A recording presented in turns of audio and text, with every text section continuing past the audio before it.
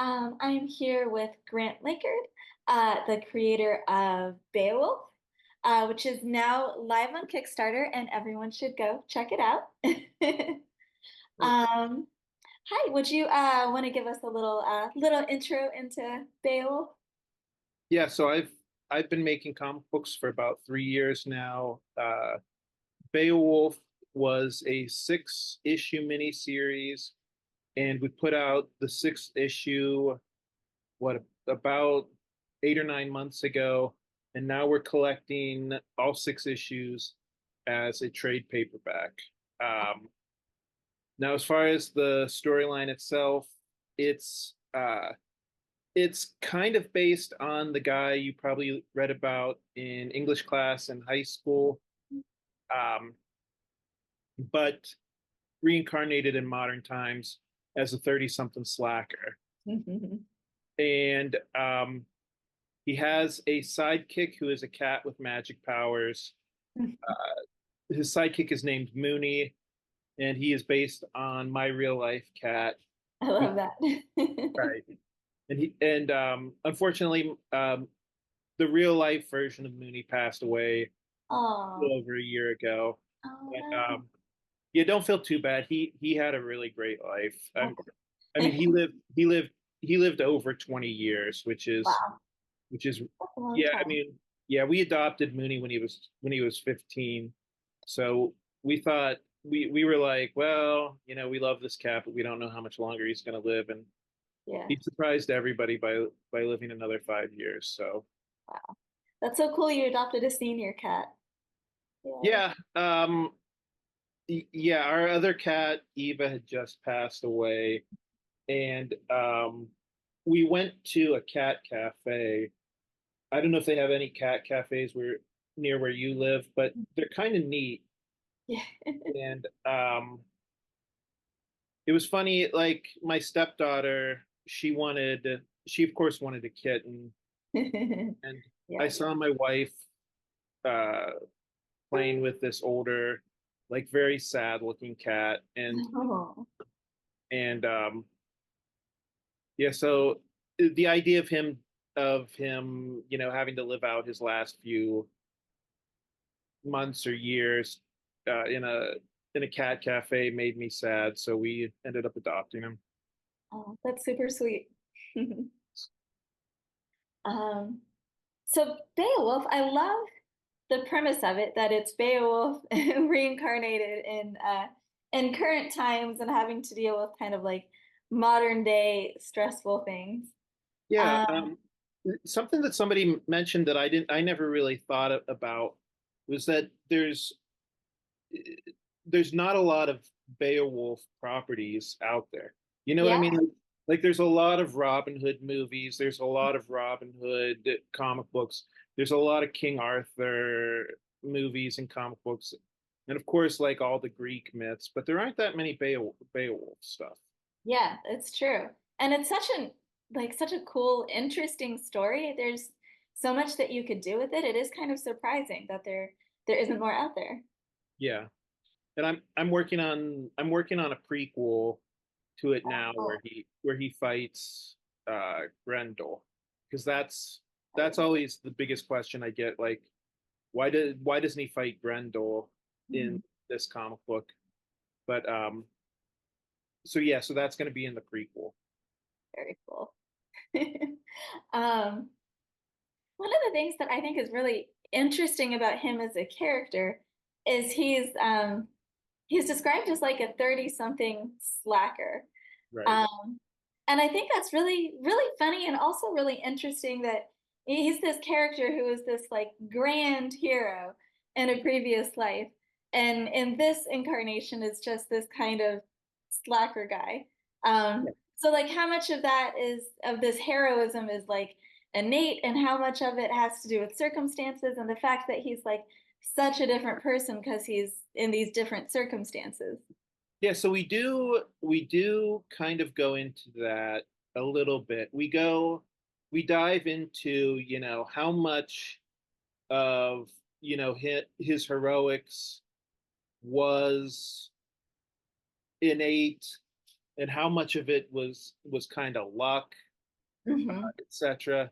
And we don't necessarily explain, why in a former life he was so heroic, and Hmm. then in this life, for whatever reason, he's a lot less heroic.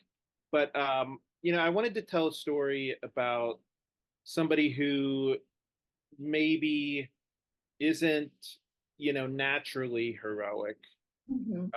because I feel like that's something that is missing from a lot of stories now, where it feels like um, at the beginning of the story, the main character is already a hero, and Yeah. there's not Mhm. really any journey to into figuring out, how to be heroic. And those are kind of the parts of the stories that I kind of like the most. Yeah. I like that a lot too. I like the idea that he has to sort of figure it out. So I think if you're saying that, this heroism just comes naturally to people, Right. um, it's not that you can't do an interesting story with that, but I think it's more interesting if they kind of have to learn it. If they Yeah, have a little bit more of a journey to becoming a hero. right, exactly. And yeah, I think it makes them more relatable, more compelling if it's they're just kind of an everyday person, but then they kind of learn to do these impressive things. I think that's also just more relatable than someone who was like born a superhero. Yeah, and also it gives Mooney something to do, because Mooney has to get him into shape. Mooney shows him how to use a sword. Mooney shows him, explains to him, how his different powers work and stuff like that. I love that it's a cat who's his kind of his guide. Yeah, so if you'd ever met Mooney, you would understand. Like, he has like kind of like a wise old wizard kind of energy to him, and yeah, it was. I liked the idea. I think the reason why Mooney has become so popular is not just because he's a cat, but Mhm. because it, we take him seriously as a character. You know what I mean? Like, Yeah. uh, it's not just cute for cute sake, but he actually has like a personality and stuff. Yeah. Yeah. And I think that's yeah, like it is cute, but he would be less compelling as a character if you just, relied on the cuteness. Right. Putting him in a position where he has to be more than cute. He has to have this wisdom and he has to be the one who's kind of um, guiding Beowulf, well, Victor, to become the hero. He has responsibility, so he has to be kind of a weightier character. Exactly. Right. And as someone who has two cats, they both think that they're like wise and smarter than us. So it makes sense that it would be a cat. Exactly. Yeah, and yeah, I mean, obviously we're cat people too, and we have one is actually like sleeping right next to me. Maybe if she wakes up later in the show, I'll turn the camera on her. I always like to see on a Zoom call, anytime a cat can make a cameo, that's always a good thing. Exactly. Um, so one of the things too, as far as like Victor, I feel like it's interesting. There are kind of different points in the story that kind of come back to this, like who is he really, and how heroic is he really? The fact that he does kind of have to train, and that he's also having these visions, um, and these dreams of being Beowulf. Right. Um, which I think is really cool too. Like, how much does he know that these are real? And if he starts to suspect that they might be, like, how does that affect how he sees himself? Um, I think they all kind of plan, like different parts of the story kind of play on this theme of like, well, who is he really? And it's in ways that are really interesting. Yeah. So you mentioned that Mooney had, or I'm sorry, Victor has these visions from previous lives. And for most of his life, he thought that he was maybe going crazy, or he just had really vivid dreams. Sorry, there's a truck backing up outside my house. Oh That's no. what that noise is. Um, but uh, yeah,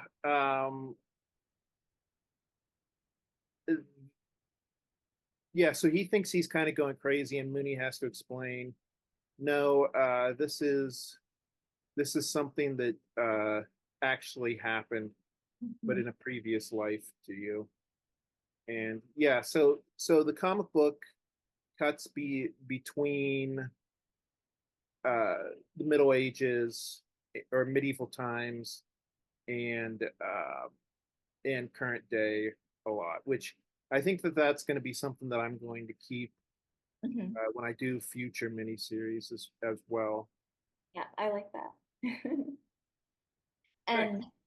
And um and for Victor, it must be like learning that those dreams are real, are visions of real things that actually happened.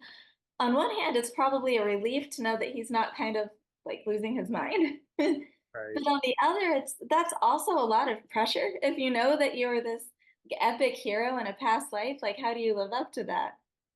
Yeah, there's a scene, I think it was in issue 4, where Victor uh, definitely kind of has a mental breakdown. Mhm. And I mean, I won't give too much away about that for the people who haven't read it yet, but um, yeah, that's yeah. I mean, that was something else that I wanted to incorporate into the story. I feel like a lot of times in comic books and movies and TV shows, when these people are thrust into these ridiculous situations, they Mhm. they adapt to them just a little bit too easily. Yeah. And I wanted to show the fact that Victor makes mistakes. He has problems. He gets scared. He's not going to be perfect on his very first try at fighting a big monster. Yeah. Yeah. And I think having all of this stuff going on that you have to that you have to wrap your head around, like not only do you now have to learn to like fight dragons, but you're also kind of in a way like competing with or wanting to live up to this previous version of yourself and actually going through the process of like grappling with that and not just kind of immediately adapting to it and going on to the next thing um, is a really cool thing to explore with the character. Thanks. Cool. Um, and it's yeah, also I feel like it's kind of this like this like I don't know layers of things that he has to deal with. Like not only is Mooney telling him that he has to learn to fight dragons, and it's um that he has to now be this hero and adjust to that. It's that he, kind of his feelings about himself and that he used to be this kind of person, and this isn't what he's been able to do with his life now. Um, there's a lot going on kind of with his arc that's very cool. Yeah, and we will see him mature a little bit throughout the series, but maybe not 100%. But you know, he does mature a little bit from issue 1. um, and so this is the trade. Uh, what's it kind of been like working on a trade versus the single issues? Well, so first of all, I noticed that looking at printers, just because a printer is good at making like single issue comic books doesn't Mhm. necessarily mean that they're good at making like trade paperbacks. Like it's almost like two kind of different markets. Mhm. So like that's kind of what I've been doing like for the past week is like, getting estimates, asking for samples, like yeah, I know you published comic books before, so that can be a lot of work. right? It is, yeah. Yeah. Um, so that's one thing. Also, one of the things that I want to make sure keep an eye on is um, I like to I like to incorporate like the page flip when I'm writing comic books. You know what I mean? Like where like you want the big exciting event to happen like right after the page flip, if that makes sense. Mhm. So you have to like because it's a different, you know, like the page numbers are going to be different. You have to make sure that it's timed out correctly with Yeah. Just yes, stuff like that that you have to consider in a trade because I haven't done a trade yet, but I've kind of looked ahead and thought about maybe doing one for No Spell when after the last issue. Um, and yet like you couldn't just do all the interior pages straight. You'd have to like add a title page where each issue would pick up and to make sure you keep those page flips the same. And there's a lot of just different logistical stuff like that to think about. yeah. How many more issues do you have? Three more. We just finished issue three and it's 6 issue series. Okay, yeah. So you have a little bit of time to, you know, Yeah, figure it make out. pieces. But yeah, it's doing a trade seems like a whole different thing. Yeah, it's gonna be interesting. I'm excited. I mean, it's just nice. It's nice to be able to hold a trade in your hand. Mhm. You know, I did this. Yeah. And then just even things like you need interior art and just all the stuff that you didn't necessarily have to do for I mean you still need some interior art for a single issue, but it's different.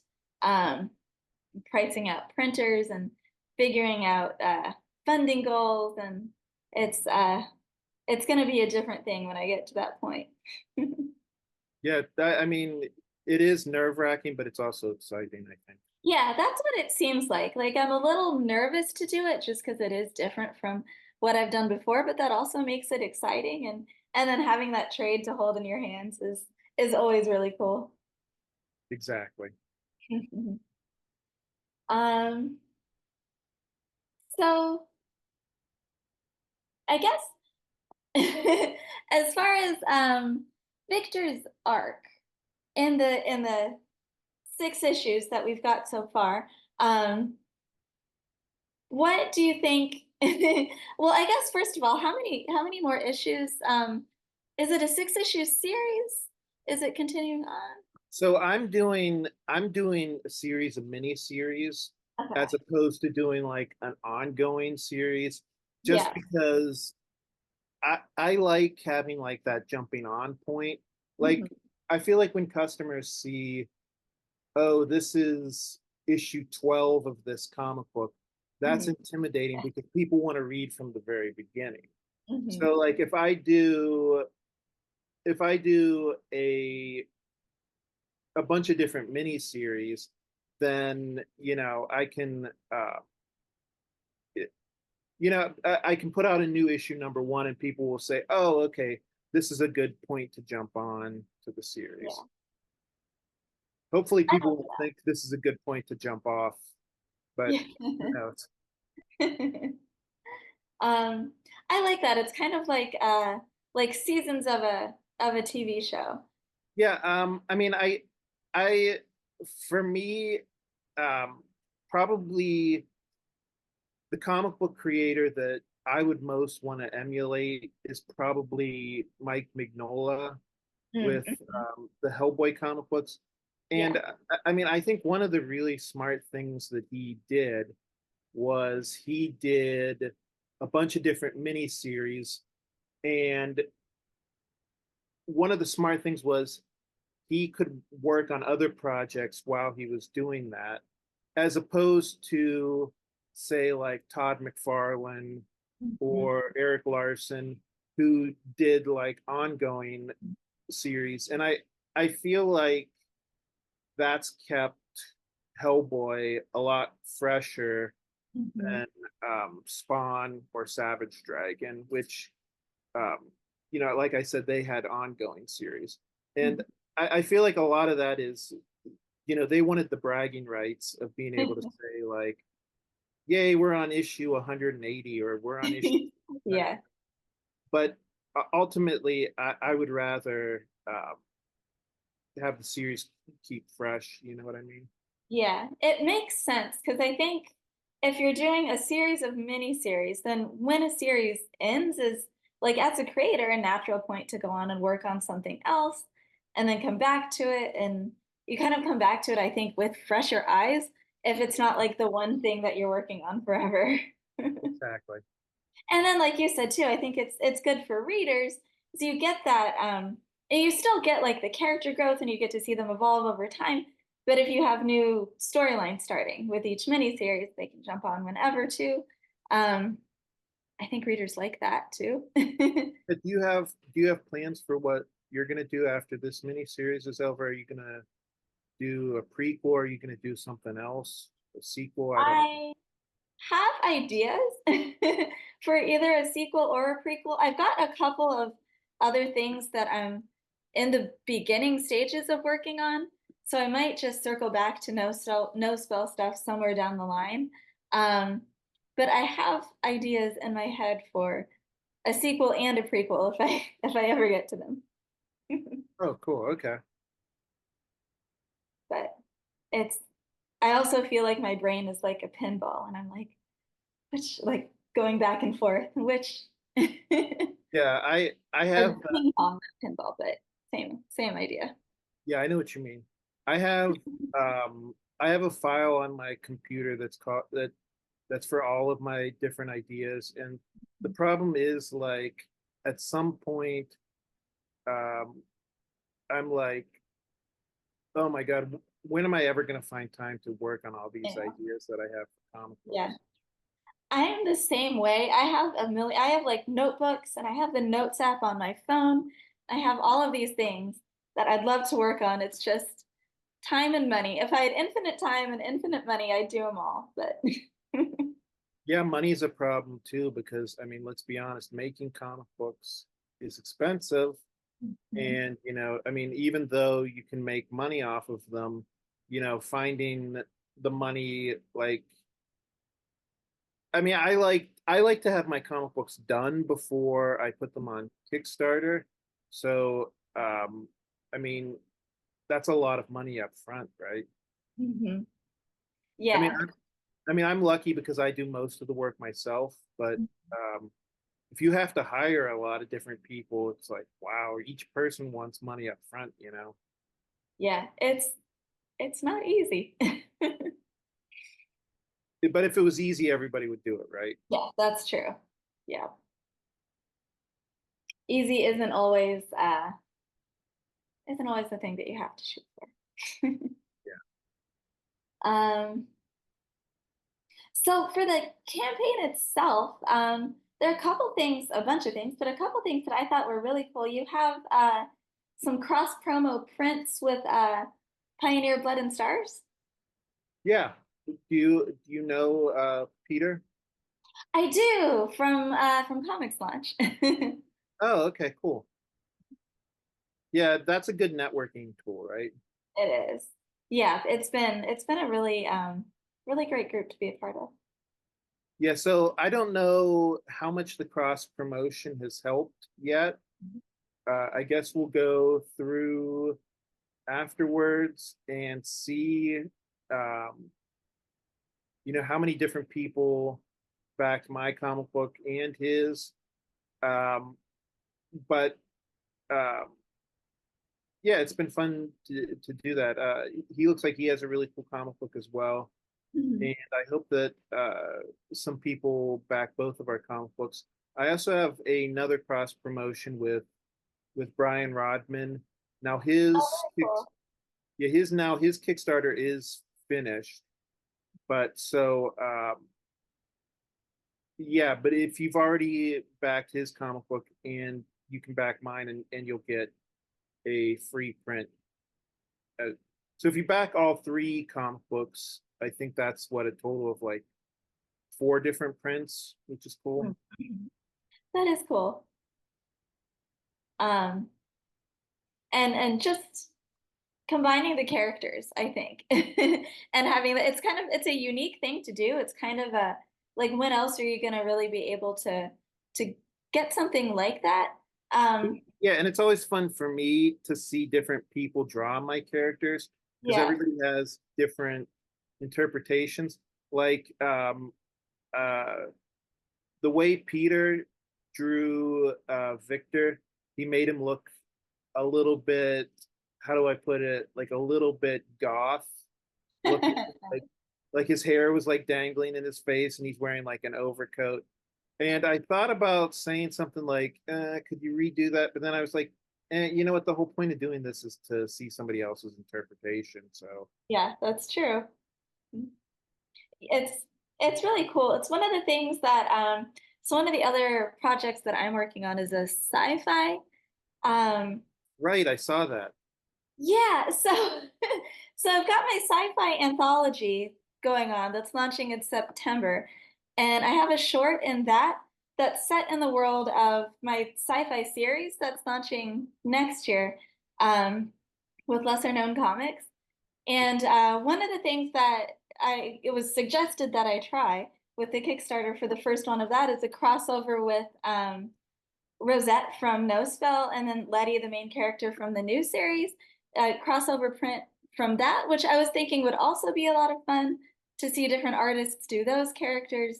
And it's a crossover of my own stuff, but um, talking about just seeing how different people do your characters, it would be I think that would be a fun way to get to kind of play around with that a little bit too and see how they look different and what different people do with them. Play around with it a little bit. Yeah, I saw that you have an anthology coming out. Now, is that your first anthology? It's my first anthology. So now um how was that experience? Did you have trouble like wrangling all the different writers and artists and everybody working on the comic book? Because it's, I mean, so I also do an anthology. Mhm. It's called Memoirs of the Morbid, and my anthology is a horror anthology.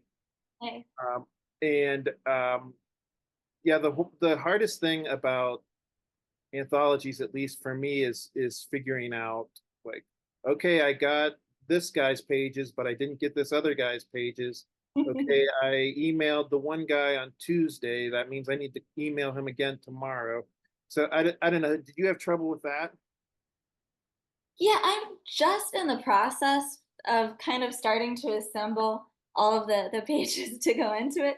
So far, the contributors have been good about getting their stuff in, but there's a lot of like logistical stuff that with an anthology that you don't have to think about when you're just doing a single issue.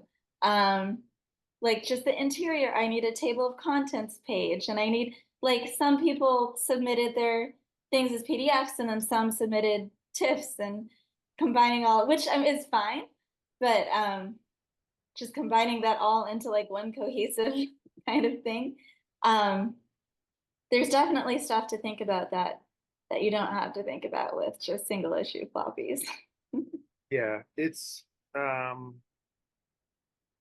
yeah, it's interesting. How big is your anthology going to be? It's probably going to be about 11. Am I counting that right? 11, 12 different stories. Which is Wow, so that's a exciting. lot. Yeah, So it's a lot. is I this think 11 is the number. I'll have to double sorry, check. I hope I'm not uh, switching gears too much by interviewing Oh you instead of. no. It almost feels like I'm interviewing you instead of you interviewing me. It's But a conversation, which is nice. yeah, I thought about submitting for that anthology because I think you posted something on Facebook about it. But I was Yeah. like, Mhm. I don't really have any ideas Mhm. for science fiction at the moment. But I don't know. Maybe in the future, if you do another volume, I'll submit. Yeah, I've thought about maybe doing another volume. I'll have to see how scheduling and stuff like that goes, but I've enjoyed doing it. So I have thought maybe maybe volume two at some point. Yeah, well, I mean, one of the nice things about doing anthologies is that it sometimes takes a little bit of the weight off of your shoulders. Yeah. Like, Mhm. because like I'm actually working on, I want to have another volume of Memoirs of the Morbid out for next year. Not this Okay. Halloween coming up. I mean for Halloween 2025. Mhm. So um so I mean because so one of the reasons why I like doing Memoirs of the Morbid is I can kind of work on it in between issues of Beowulf, Yeah. Mhm. like when things are a little bit slower. So that's why I plan so far in advance. And I can't remember why I started telling you this. Um, well, I guess the point I was making is I'm already starting to like look at writers, look at artists for 2025. Mhm. So like even though it's like a year and a half away, I'm Yeah, already you have to plan stuff out. Once you start working on more than just like one series, you really have to plan stuff out like pretty far in advance. yeah. And that's um I wish that I wish that I had more time in the day to, like I Yeah. said, I have all these ideas and I would really love to be able to get all of them out, but Yeah. you know, it's hard when you also, you know, you also have a day job, which I know you do as well. Yeah. Hmm. And let's be honest, some days you get home from work and you're like, oh God, I just want to crash here. Yeah. Hmm. Yeah. That's the struggle because yeah, same thing. Like I have so many stories just in my head and in my notebooks and in my notes app that I would love to get out into the world, but it's how do you do it all? Well, one of my least favorite things is like when you're working really hard and things are rolling along and you're getting into that zone, and then Mhm. you look at the clock and it's like, oh, it's 10:30 at night now. Well, I have to be up for work at 7 tomorrow, so that's always hard too, you know, switching gears between doing your day job and going and working on the comic book. Yeah, that is hard. Um, the way I work at a library and the way my schedule is, on different days, I have some time to work and to write either before or after. Um, I do different shifts at the library on different days. And it's hard to change gear. I think especially when I'm on the days when I write before, most of the time I have at least a little bit of time in the morning before I go to work to do my like social media and stuff like that. But on the days where I work like the night shift and I'm actually getting like a chunk of time to write, but then I have to stop and I'm like, oh, I have to go to work now. And I'm like, well, if I didn't have to work, I just would keep writing later into the day, into the night. But you have to like flip that switch in your brain and be like, okay, it's time to go to work now. Just hard. But, Yeah, exactly. yeah. Or if you are like when you are on a roll like that and you have to stop because because like you said, you have to get up for work in the next morning, or I have to stop and actually go to work for that later in the day shift, and it's hard to get your brain to stop when you want to keep working on it. Well, yeah, and I don't know if you ever have this problem when you're like halfway through a comic book and you have a new idea Mhm. and you have to use every ounce of self-control to not work on that new idea, Yeah, but finish your old idea before you start the new idea. yeah. That's really hard too, because the new ideas are so like shiny and exciting. And with the idea that you're working on, it's like stuff comes up and you have to like work through story issues, or it's always like you have your outline, but then there are the things like, well, I'll figure out like the specifics of this when I get to it. And then you Right. get there and you have to actually figure that out, which is harder and less fun than like working on a shiny new exciting idea. Right, because coming up with the idea is the fun part. Yeah. It's Hmm. doing all the other work, which is why I hate when I'm like at conventions and stuff and people tell me like, "Oh, you know, I'm an ideas person. You know, I'll come up with the ideas and then you do all the work." And it's like, Like, well, No, that's all the work. yeah, that's not how this works. Yeah. You can have a million ideas. It's actually making them that's the hard part. Exactly. hmm Um, I'm pulling up the page again. So the campaign, going back to Beowulf, has 12 days left. Yeah. And we have lots of stretch goals. You know what? I think I forgot to put the stretch goals on the page, or did I? Okay, yeah, I better put the stretch goals. Actually, I sent out the stretch goals to backers and to like my newsletter, but I forgot to put the stretch goals on the actual Kickstarter. But you can trust me, we have lots of stretch goals. And it's fully funded, which is always nice to not have to worry at the end.